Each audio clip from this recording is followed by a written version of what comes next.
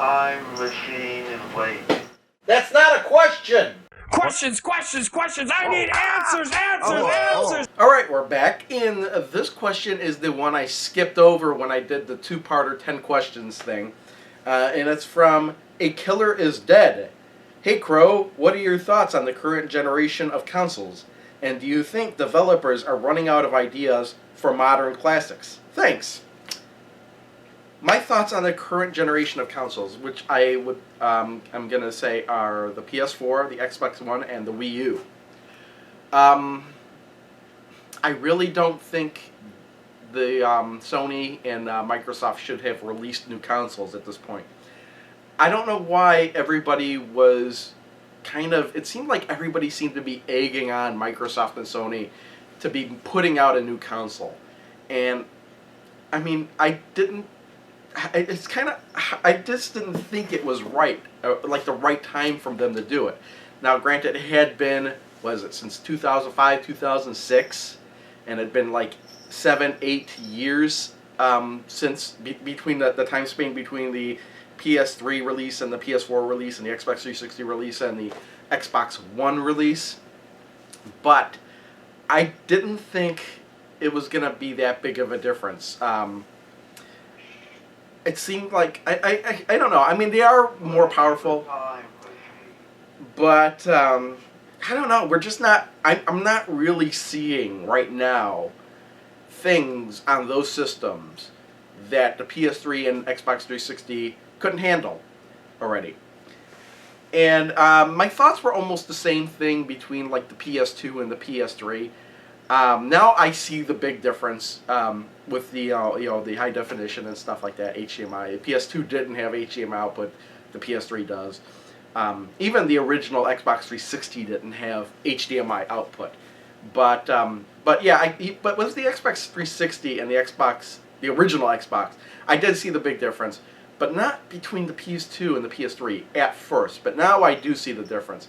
But this, between the PS3 and the PS4, I'm not really seeing a huge upgrade in games.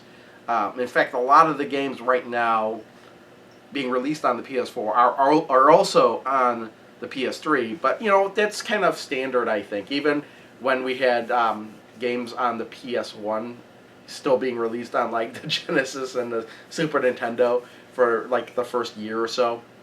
So I think I just need more time.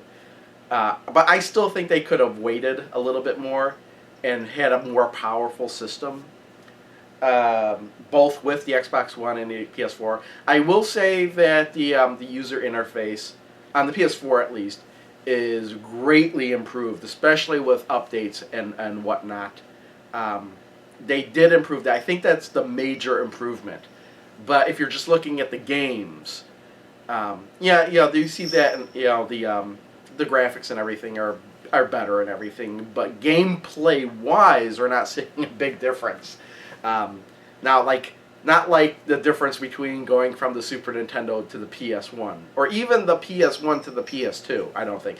To me, those were the biggest leaps in technology between generations.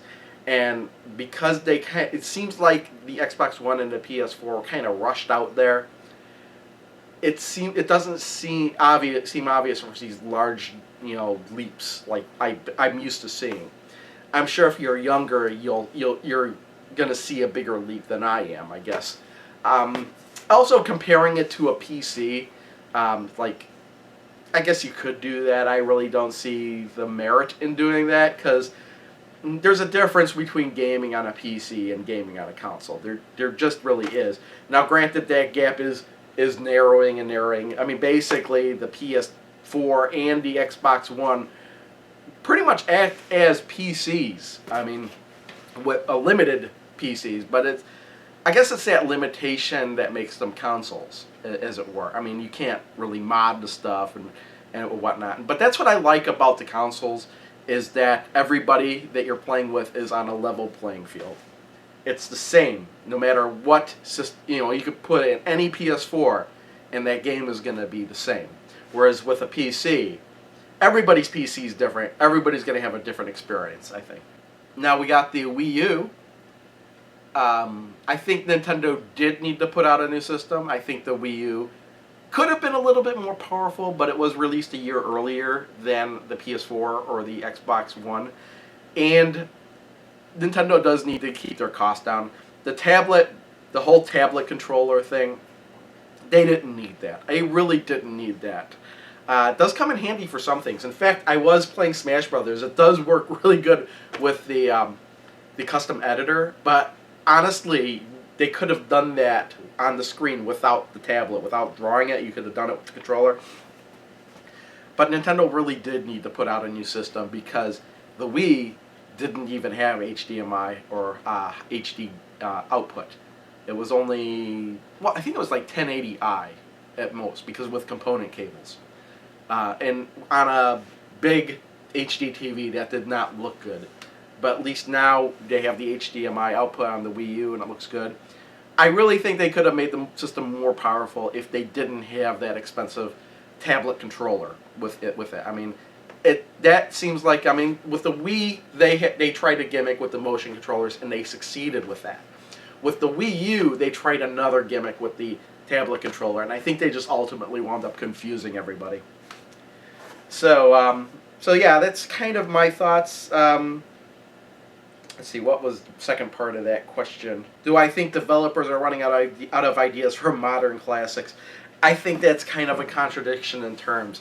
I don't think modern games can be classics. It takes time for a game to be determined whether or not it's a classic or not.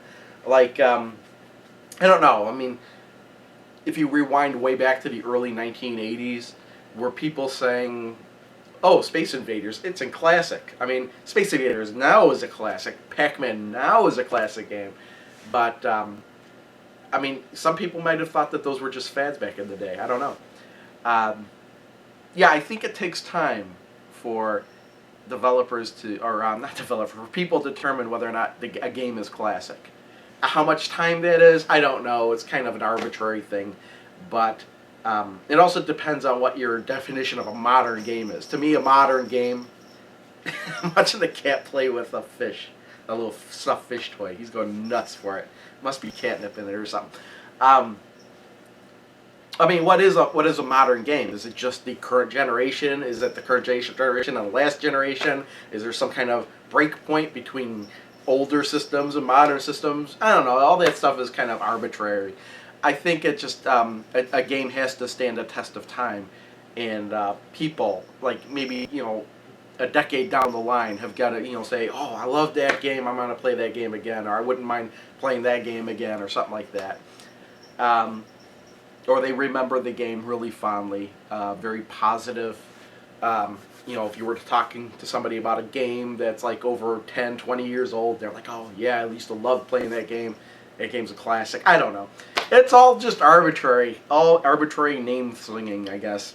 But yeah, I mean, with developers these days, are they running out of ideas? I guess you could say, are they running out of ideas for unique games, or games that will be remembered fondly?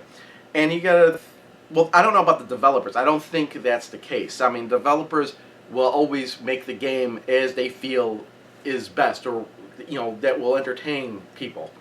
It's really the publishers and the people funding the game that really determine what's getting put out there, because they don't want to invest their money in a game they don't know will make any money. This is why we see Call of Duty year in and year out, because they know people are going to run out and buy that game no matter what it's like. And for a game that's brand new, they can't compare it to. I mean, if you're pitching a game and you can say, this game is like this, and that game sold a lot, so we expect this game to sell a lot, then publishers are going to be, and people that are funding the game are going to say, oh yeah, let's fund this game, we'll make some money back. Otherwise, if you're making a unique game and there's nothing like it before, somebody pitching this game is going to be like, well, this game is this and that and this and that, but they have nothing to refer the game back to, and they have no promises as to whether or not people are going to like the game. That game's not going to get as much advertising, and it could be a sleeper hit. That's where we get these sleeper hits, or indie games that just come out of nowhere, because people find them. And I mean, there could be other games out there that indie developers have made that are really good, but for some reason nobody talks about them. It's all hit and miss. So, and then once a game gains momentum, then publishers get interested, and that's where we get the sequels that are less innovative, as it were, I guess. But, no, the innovative games are there. I mean, just look at Portal. Yeah, Portal's a great example of this, actually. Because it was a unique game. It was like a first-person game, kind of like a shooter, but not really, with portals, with a puzzle element. There's really almost nothing to compare it to from before. And Valve didn't know what to do with the game, so they bundled it along with a couple other games in the orange box. And then when it became a big hit, that's when the game Portal 2 got its own sequel, its own separate release, and so on and so forth. So yeah, I think that's like the best actually example of that. And Portal, I guess you could say, is a classic, even though it's not really that old. I would be saying that I would be willing to say that Portal's a classic. It's just yeah, unique, and people still remember it fondly to this day, even though it's really not that old. Anyway, I think you might get the gist of what I'm saying. I did talk for quite a while on this question, and I think I need to move on to some other questions in future videos, but I'm going to film them today. If you do have questions that you would like me to answer, please check out the link in the description. There's a separate form I would like to have filled out. That way I can keep all the questions together. Thanks everyone for watching. See you all next time. Bye.